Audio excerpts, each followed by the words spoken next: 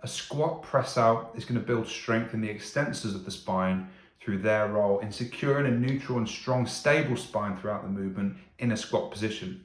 So the prerequisites for this movement are going to be a full range of motion bodyweight squat, and also able to do kneeling and high kneel press outs with good form and no pain. We need a counterweight of some sort, so I'm using a relatively low weight of 2.5 kilo dumbbell.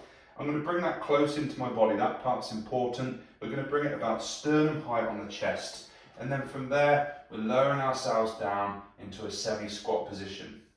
I'm breaking evenly at the hips and knees, and I want to hold that position. And the main points here are to keep the glutes squeezed tight and to keep the upper body upright as much as you can and a neutral spine. From there, what we're going to do is slowly press this weight out, and you'll feel the demands on the core increase as we reach the end of the movement, and then decrease as we come back in. So when you do that, I want you to think about the muscles that you're using to stabilize the spine.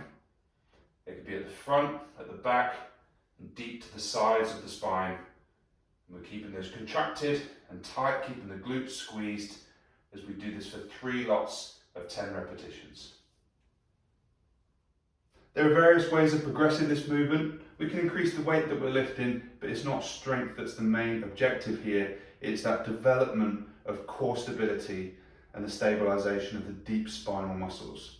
So what I would prefer to do is to increase that squat stance and to go deeper down into the squat.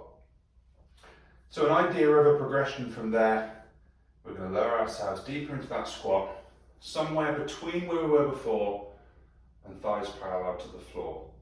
From there, squeeze the glutes tight, keep a neutral spine and tight core, and press out, and you'll feel the demands on that lumbar spine, particularly that the extensors on the back of the spine become more intense as we move the weight out.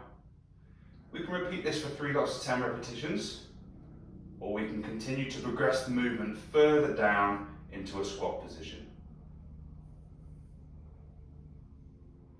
And for a top end progression of the squat press out, we're going to go down into a full squat, thighs parallel to the floor. It's important that you don't go any deeper than that, because you can start to just rest on your joints and the glutes, quads and spine are not actively contracted, and the muscles that surround those areas are not actually doing the job that we want them to do. So we're going to bring the weight close into the body. Remember that as you're lowering down.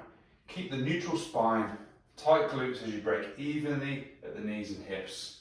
Bring yourself down into that squat position. This can be challenging enough on its own, but if you feel like you're safe and secure there, then we press out, aiming to maintain that neutral spine, tight glutes, and we don't want any pain here. So we're going to do this for 3 lots of 10 repetitions, and when we can do that, we're ready to tick that box and move on to the next section.